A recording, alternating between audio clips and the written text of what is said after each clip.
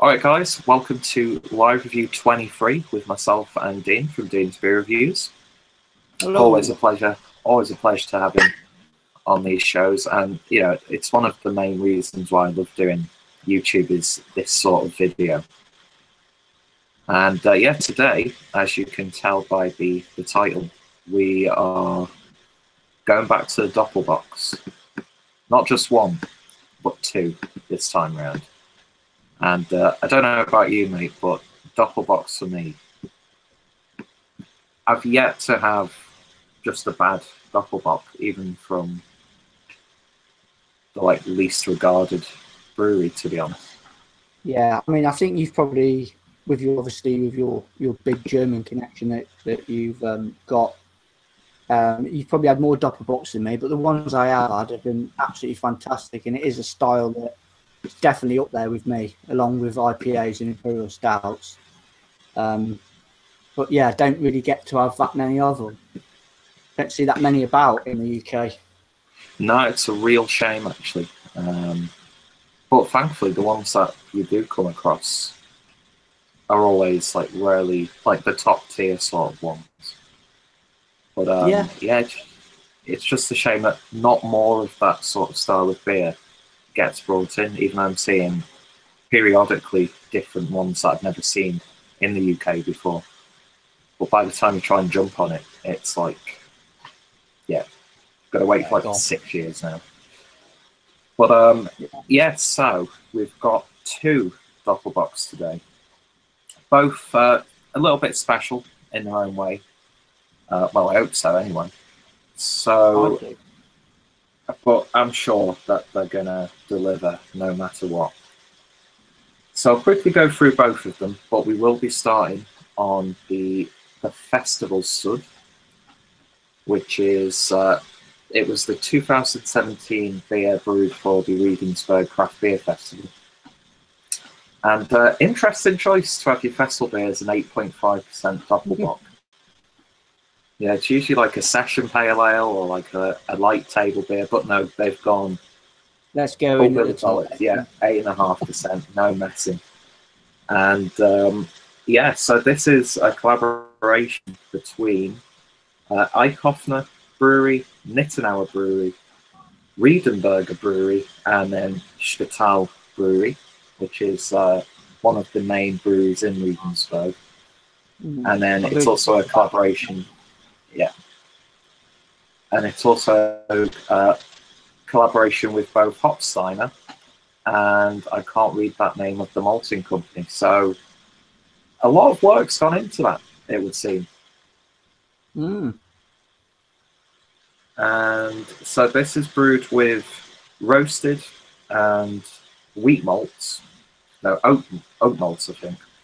Yeah, it's been a long time since I've had to read German. But the thing that tickles me about this one is it's got Scottish ale yeast in there.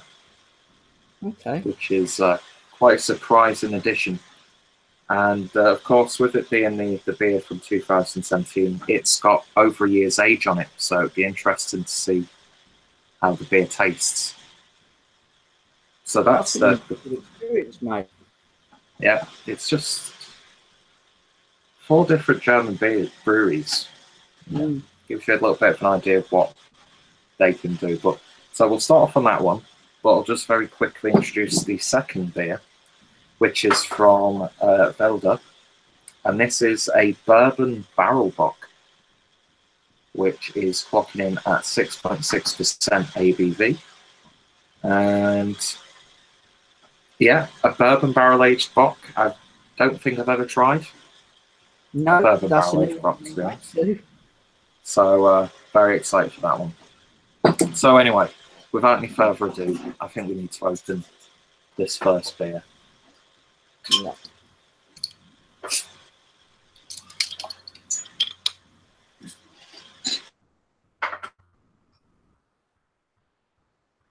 Ooh.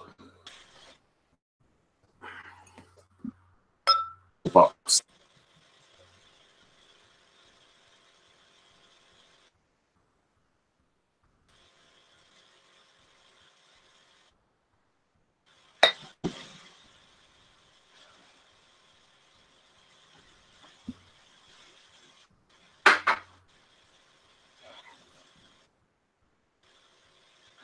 got a fairly unique aroma to it.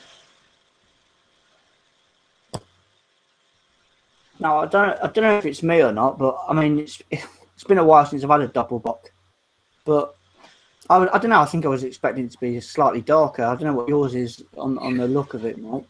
Yeah, I was expecting it to be a little bit dark. Almost looks like a West Coast IPA or something like that. Yeah, Like quite hazy. yeah, Little it's bits of got a buds. head to it. Yeah. Right, isn't it? Without it being like a golden colour. Beautiful creamy Yeah, head on very it. intriguing. Yeah. Yeah. It's a lovely, lovely looking beer. See on the nose. I'm getting quite a lot of hop presence on the aroma.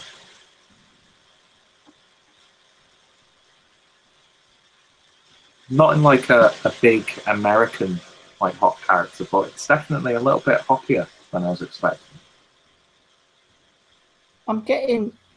I do pick up a little bit of hop whiff, but for me, I'm getting a sherry sort of smell to it. Yeah, I think with that Scottish ale yeast, it's almost Heavy. got that sort of, yeah. Yeah, it's sort of like a bit of like a wee heavy or a Scotch ale. Yeah, I definitely see where you're coming from with that sort of like. I don't know. It might not be sherry, but some sort of around that sort of area, I reckon. Yeah, it's got that sort of like boozy aroma without it being boozy, because you don't get any alcohol whiffed on it.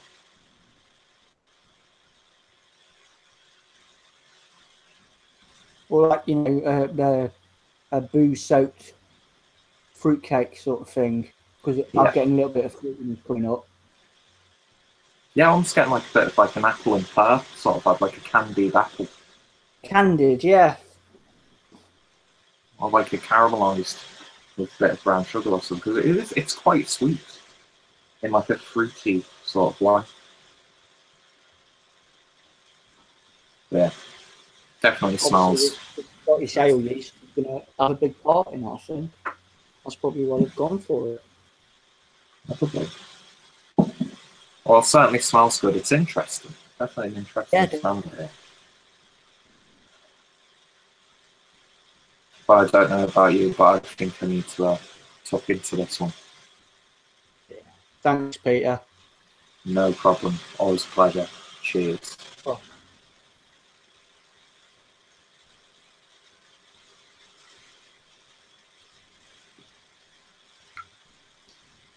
It's sweet.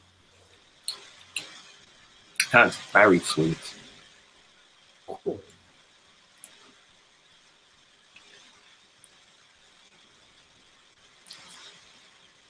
That's like the first thing you get from me. Just like this big hit of sweetness.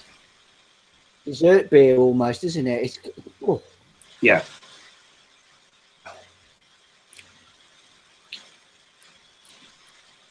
Very sticky as well.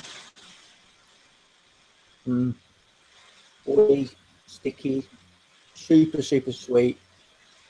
I think going along them terms is like what you said about it, sort of like caramelized apple. Yeah.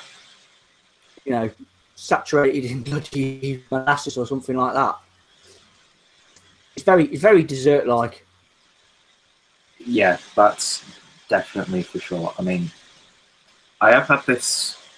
I had it at the festival itself, and then I bought a bottle and then had it about 6 months after the festival, because one of the organisers was saying that as much of a nice beer as it is, as it was at the time, it was a beer that needed to mellow out a little bit and actually mature. And I can't remember much about it, but just tasting this, I could imagine that this would be a tiny bit more harsh, a little bit fresher. Yeah. I mean, I'm not getting that 8.5 at all. That's No. that's tucked away quite nicely in this beer. But, I mean, say there's just no getting away from that blooming sweetness, and then the syrupiness of it. Yeah, I mean, it's a tasty beer. Don't get me wrong, and it's definitely. I mean, you do get the Doppelbock aspect of it, like that rich, almost slightly stewed down plums and like darker fruits. But that obviously because Doppelbocks usually just are like a lager. I think the addition of that Scotch ale yeast, I don't know, it still remains a Doppelbock, but then it bleeds into like a wee heavy for me. It's morphed into both, hasn't it? Yeah. Yeah, I do get the Doppelbock characteristics to it, and yeah, I get that wee heavy thing to it as well. It's like a hybrid of it. That Scottish ale yeast that really shines through in the beer, doesn't it? And like you say, it makes the style go down a different avenue. Yeah. It's interesting. I mean, I do like it. It's definitely an interesting one. Yeah. I don't know if as well, isn't it? Yeah. Just lovely smooth mouthfeel. Very I don't smooth. think I could have too many of these, or I don't know if I could have another bottle in the same sitting. No. Just because it is. If you don't like your sweet beers, then I could see a lot of people actually not liking this beer. They're, like really liking it initially, but then it just gets way too much. Yeah, it's definitely a finisher beer. I mean, we've both been on beer all day from what I can gather. This is a good finisher beer. Yeah. But you wouldn't want to sort of, I wouldn't want more than one bottle of it. I think it's too rich, maybe, to keep up on it. It's very rich. It's almost got that. I mean, we're so used to breweries putting all sorts of adjuncts into stouts and pale ales and stuff, so you get that like synthetic sweetness. This is almost the same, but not synthetic, and it's just from natural ingredients. Agree there. I'm not picking up any sort of artificialness about the beer at all. It's full on. Like my old gran when she did an apple crumble and stuff, and she'd stew a load of apple, and then put some sugar in, and you taste it to see what the sweetness is like, and you get that with that beer. You get an immense sweetness to it that carries a bit of syrupiness with it, and then you get maybe a slight little bit of tart apple in there. There is maybe a bit of tartness going on in there. And I've got a feeling that once we've done this other bit and go back to that one, I think once it's like breathed a little in the glass, I could see it changing slightly. It's one of those weird situations where there are like flavors that I know I can pick up, but I just can't put my finger on specifically what they remind me of. But yeah, it's a lovely beer, but just maybe a little too much. Sweetness wise, yeah. Yeah. But other than that, it's very nice. Yeah, it certainly is. So leave that for a little while, and then move on to one that just intrigued. The concept of this intrigued me. Just a bourbon barrel aged Well, box. Yeah, I can safely say that I have not had one of them. This is going to be very, very intriguing. Definitely. So I'm just looking on the back of this one. So the hops are apparently green bullet,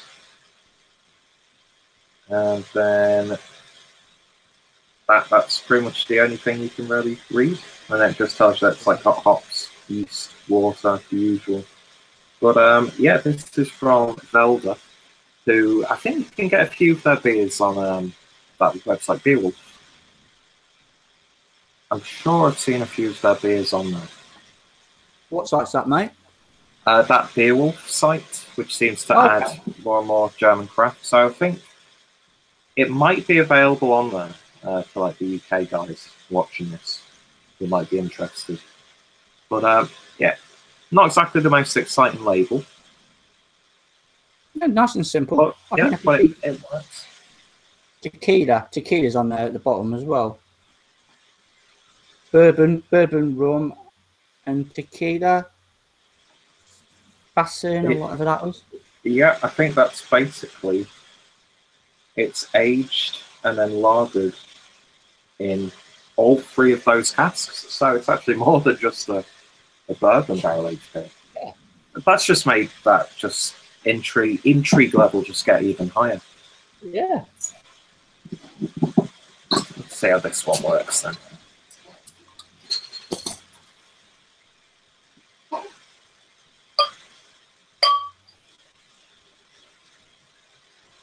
Well, it's another pale Doppelbock.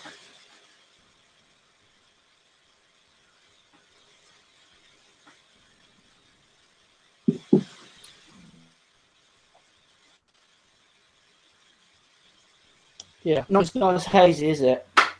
No, nowhere near. It's yeah, almost crystal clear. There is a slight haze in mine, but not too much. But the head has almost got like a very slight beige look to it.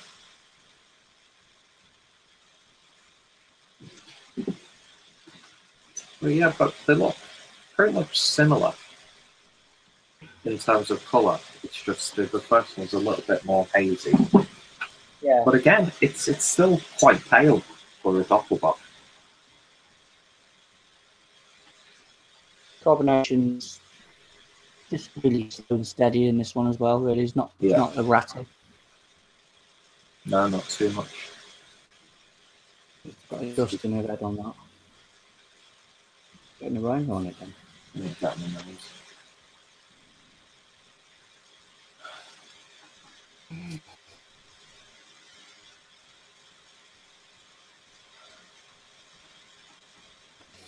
I'm not getting a lot, mate. No, I don't know what to make of that. There's like a...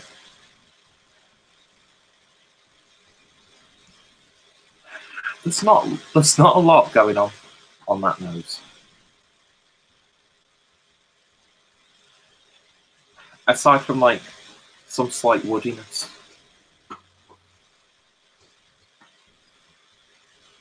Basically just smell like the sort of like barrel sort of flavours, but Yeah. not getting too much bourbon, not getting any rum. I'm just picking up a woody note to it, but that's not really sort of like massive though, is it? No, so you have to really look for it to find it.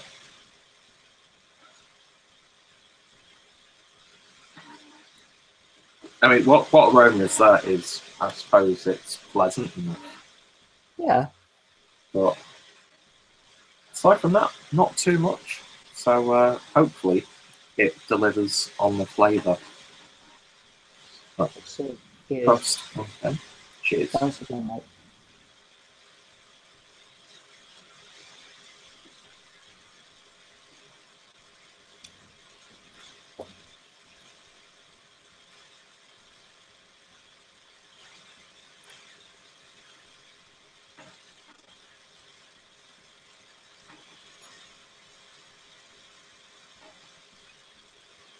Yeah. I'm getting the characteristics. I'm getting like the vanilla of the bourbon. I'm getting that sort of like sweet spiciness from the rum. And then that sort of like mineral flavour from the tequila on the back end.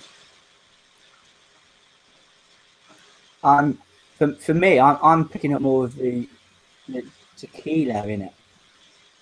That really, I mean, because out of the three that's been put in this with the bourbon, the rum, and the tequila, would you say the tequila is a lot more sort of like more of a fresher taste, not as heavy? I'd say so. Yeah, the more I'm drinking it, the more the tequila aspect is coming out. Almost to the point where it feels like on the aftertaste, you've actually just taken a sip of tequila. I know it's terrible sort of thing to sort of compare it to, but you know the Desperados lager with the tequila. Yes. Yes. I mean, this is nothing like that. You know, this is a little bit more going on with that. I don't want to be disrespectful here. I'm trying to sort of, I don't want to dig myself into a fucking hole, but that you know what I'm saying? That tequila in that. Yeah, it's like, I know exactly what you mean with Desperados. I mean, I've had that quite a few times, and a cushion of that maybe, yeah. Yeah, it's like an actual proper version of what that beer should actually be. Yes, yeah. Because it's still technically a lager, so yeah, style-wise, it's not too far removed from that. But again, I don't know about you, but there's like a really residual sweetness with this beer as well. I do pick up a little bit of sweetness, but it's, for me, it's nothing like that festival beer. No, that fest beer is just bam in your face. This is more, but for my personal palate, this is more drinkable.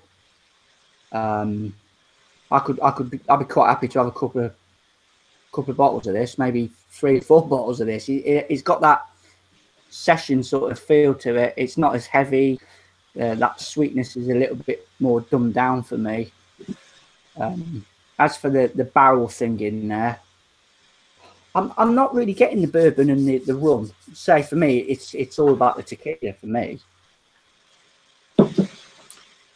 Yeah, I'm with you on that one. I don't know, it's lager and lime sort of. Yeah, I could imagine the addition of some sort of citrus fruit would actually be quite nice in that, but I don't know, it's not the sort of direction I'd usually take with a beer like that. And again, even though it's nowhere near as potent in its sweetness, I think I'd struggle to have another couple of bottles of that. I don't know, it's just the excuse me, it's just like the way it's sitting. Yeah. I get the impression like I've just taken a shot and I can still taste it in my mouth.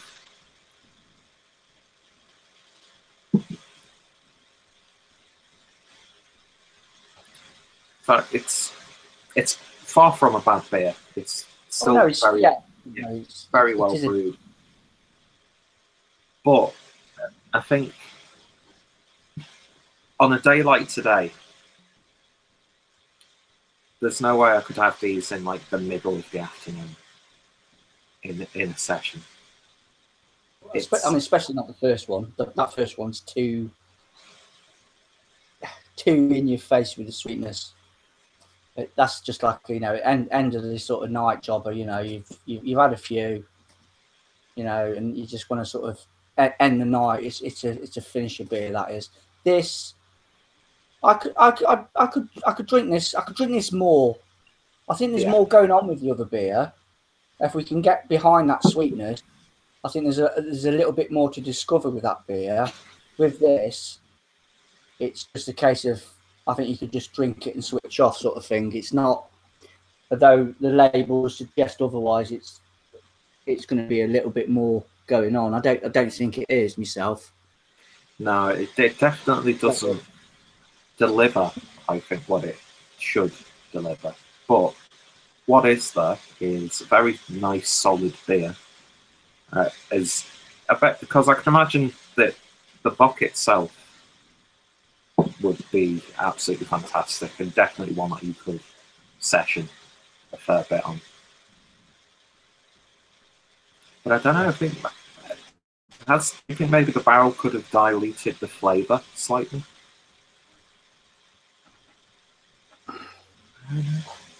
Would it become a bit of a mess though if we could pick up the bourbon on the same scale as we are the tequila and the rum? Would it become a bit of an iggledy-piggledy thing? That's a very good point, actually.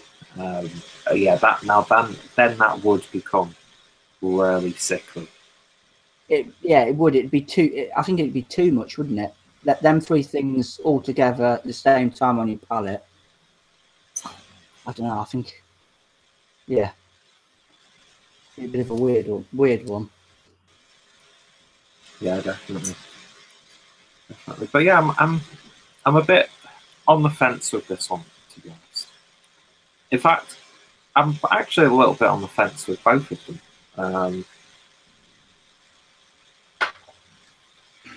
I don't know.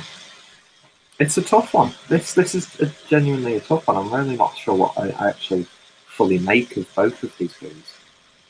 I'm just going to go back to the fest beer, mate. Just have a little sip of that. Yeah.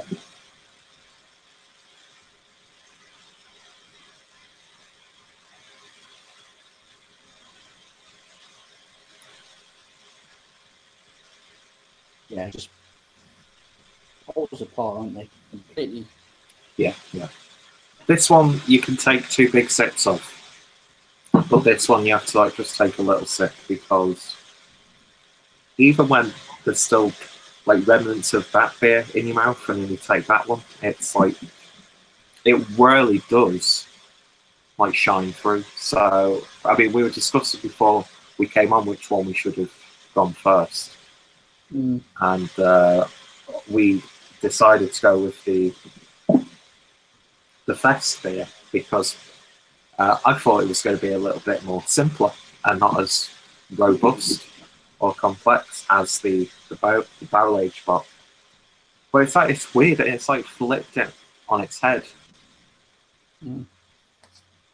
Yeah.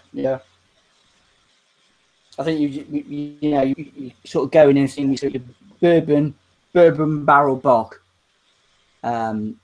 So automatically, you think, like you said before, before we went on, let's not do that one first because of obviously the bourbon, and we're not getting it.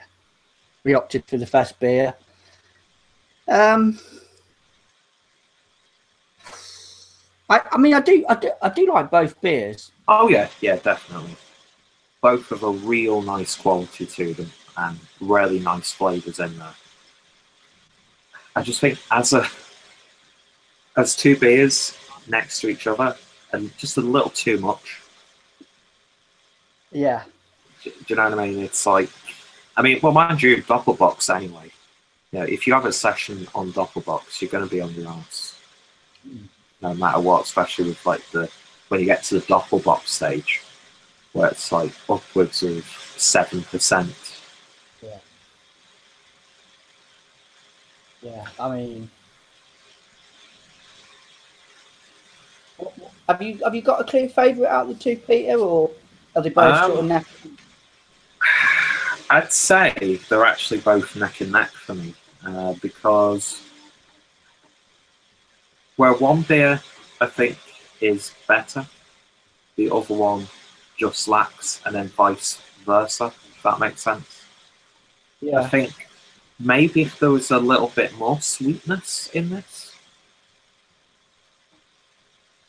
to counteract, because I'm just not a fan of the flavour of tequila in general. So that's playing a part in that. I mean, I love rum, especially dark spiced rum, and I like the occasional sort of bourbon. I prefer a bourbon over to like a genuine whiskey, just because I find it a lot easier to drink. Yeah, same here. I wouldn't have thought that the bourbon and the rum would be the two that sort of tailed off, and the tequila comes forward more than them two. That surprises me. I don't know nothing about spirit distilling or anything like that, so I just automatically presume that bourbon and rum would just stand the test of time longer than a tequila barrel. Yeah. But no, it's an interesting. I don't know. It's almost stumped me,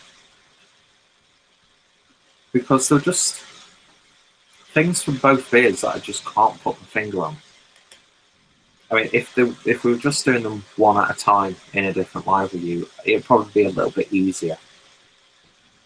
Plus, with the fact if we've both been drinking all day anyway. Yeah. But yeah, it's like, even though I still feel like having maybe a couple of beers after this, I think you hit the nail on the head brilliantly with the festival beer. It's one that you'd finish. Mm. You'd be like, yeah, I'll have a third of that, call it a day, and then that's that. Yeah, you have a nice meal, maybe a couple of pilsners just to wash that meal down, whatever you're having. You move on to pudding, and you have something sort of, like, let's say apple pie and custard, because there is apple traits in that beer, isn't there? Yeah. And you just sit back, wouldn't you? Instead of opting for a brandy or something like that, you would go for that sort of beer, and that would do the job, opposed to a tumbler of brandy. It's just got that relaxed, Yeah, the evening jobber written all over it. Just sit back, everyone's gone to bed, and you've got a little time to yourself. That's that sort of beer. Mm. In fact, the more I think about it, I think I am leaning more to the festival beer as my favourite, just because there's a little bit more going on in there. Yeah. The bock, the bourbon barrel bock, has got, without a doubt, that is more drinkable, more approachable for sure. But the fest beer, yeah, there's more in there. There's loads more in there. But yeah, that's not for me and you to decide, mate, is it? Exactly. But I don't know about you, but I'm drinking mine at room temperature. I've not bothered to. Well, I say not bothered. I forgot to chill down. I did have mine in the fridge, but I pulled them out about 2 or 3 hours ago and just left them in my pantry. So I'm not getting no. It's drinking that room temperature for me anyway. So it's yeah. No, so it's like, for both of us, nothing's masked by any sort of no chill element. So yeah, I think I'm leaning more towards the festival beer on this one. But both of them are really good beers that I would recommend. Especially, I'd say I'd recommend this one more, just because it's a little bit easier to get hold of. Plus, you might look at that when you're getting into these sorts of beers. And you read, shit, bourbon, rum and tequila. 6 damn God's going to be a bit strong. But no, it's really approachable. Yeah, it is. From what I'm getting from it, it's nothing like the label would suggest. You think you would be in for a massive, complex experience, really. But you don't really get that, though, do you? You don't get that. No, it's very simple, especially compared to the other one. So if you were to give them ratings, how would you rate them? Let me just have another sip of each.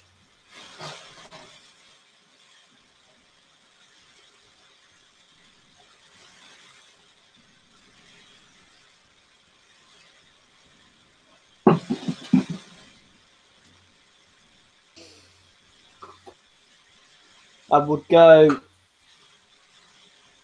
give the Fest beer a 7.5 out of 10. And I would give the Bock, the bourbon barrel Bock, I would give that a 7 out of 10. I think you have pretty much you've essentially given my scores there as well. Both of them get higher than 7, but I think 7.5 for the festival beer is what I'd give, and then 7 for the Bock. Because I always have 7 as my would I buy it again sort of number. So I definitely would. But out of the two, I would go for the festival beer a little bit more. But there's not much in it though. I will say that. There's not much between these two beers. And they've both got different sort of attributes. I mean, yeah, the Bock is definitely more drinkable. Without, you know, you're not gonna get too bogged down with it. But if you're, you know, you're planning a session, and you're sort of trying to sort of get everything set up right. I'm going to have a few of them now, and then I'll go to them, and then I'll move on to that, and then just to top the evening off, I'm going to go for the Fest beer. You know where you stand with it because you've had it before. You know what you're getting, don't you? Yeah. So you would sit that right at the end of that session, and that's just to top it all off. If you were opening it up in between all that, it'd get a bit sort of messy, wouldn't it? You think, well, oh yeah, definitely. Yeah, that definitely would be on that one. But yeah, both. If anybody could get their hands on them, definitely try to. I'm not sure how easy that'd be to get hold of now, because they only had a few bottles left in Beretta, where I got it from. But like I was saying before, the Velda stuff, some of it is showing up on in the UK. So definitely a brewery to give a try to, and I'd like to try more of their beers. They've done a really good pepper pilsner, which I think you can also get on that website, which was really nice. Is that Beowulf, mate? Yeah. I'm with that website, I'm waiting to make a haul, but every time I go on there, new beers keep like trickling in. And I'm like, yeah, I'm glad I didn't order it now. But then you look at it, and then some just go out of stock dead quickly. Yeah. But yeah, if you want to get into German craft beer, and I'm not being sponsored by this website, by the way. I've not even bought anything off them as of this point. But if you want to get some really good introductory German craft beer, then definitely search for Beowulf, and you'll probably end up seeing an unboxing, because I'll probably just bite the bullet one day this week for no reason whatsoever and buy some German beers. But yeah, German craft beer, they can do Doppelbocks. I mean, we've both covered Doppelbocks on the live streams, like the Salvatore and the I think Asambok, you know, the heavy hitters. But it's good to see that the craft breweries are doing these sorts of styles with their own little twists and turns, and so I definitely celebrate that. But I will say the no Maximator there. That was just. Yeah, that is the benchmark, isn't it, for the style? Yeah, that for me, that is the benchmark. So I'll quick. Oh, sorry, I didn't talk to you again. No, yeah, that's the business, mate. That's just a top of the tree. Yeah. As good as these two efforts are, they're miles and miles away from that sort of satisfaction, shall we say? Yeah. It's just basically, to anyone watching this, no matter where you are, if you ever come across a beer that's got Doppelbock written on it, buy it, because you're almost guaranteed to have an absolutely amazing beer drinking experience every time. It is, yeah. And you'll probably see a few more beer reviews on the live reviews in the future. So long may that continue. Definitely. Okay, so I'll quickly read the comments and then we'll wrap this up. So Joe, the Peer Patrol, says, cheers, Peter and Dean. How you doing, Joe? Hope you're doing okay. Nope. Then Redbeard says, what be going down? How you doing, Redbeard? Good beers, that's what's going down. Then our good friend Craig from Can Beer Review says, hi, my brothers. How you doing, mate? Hope you're doing well. He says, wearing my England shirt to Dino. To Dino, T-O-O. And then Drunken One says, good afternoon, gents. How you doing, Drunken One? Hope you're doing well. And Craig says, hello to those guys. He also is listening to you both and watching the game. Who's playing at the moment? Croatia and Russia. 2-1 at the moment to Croatia. Extra time. Okie. And then Tony Howard. How you doing, Tony? Hope you're doing well. And he says, Felder website, when you look at the team, you would think it would show the brewer and yet shows their sales team. Would have to say the Felder is only a bot. I think it is just a bot. Yeah, just a bot as opposed to Doppel, but still very pale from what I consider a bot. I'm really used to them being a lot more roasty, actually, which you don't really get too much roastiness in either of these beers. When you think about nothing of that up, do you? No. And then Craig says, Dino, have you got rid of that Columbia shirt yet? I've still got it. I've got the Iran one now. I've got the Iran away now, yeah. Love it. Oh, nice one. And then Craig says hi to Tony, and Tony says hi back. And he says, Tony says, when you need to ask yourself is why you not just go straight to a Salvatore. Again, absolutely, well, the originator of the style. And a fantastic beer in its own right. And then Craig says, Beerwolf is so cheap. And then Tony says, I'm brewing a Salvatore style Doppelbock this week with a bit of luck. Cool. Now that's something. We need to arrange something for that, Tony. A little bit of a freeway beer trade. That would be absolutely fantastic, that. I've never seen anyone homebrew a Doppelbock on like the brew tube side sort of stuff. I don't think I've ever seen someone. They probably have. Yeah. Obviously, people have been homebrewing for years, but on YouTube, I've not seen too many YouTubers brew Doppelbock. That'd be interesting. It's Pilsners, isn't it? Pilsners, IPAs. Yeah.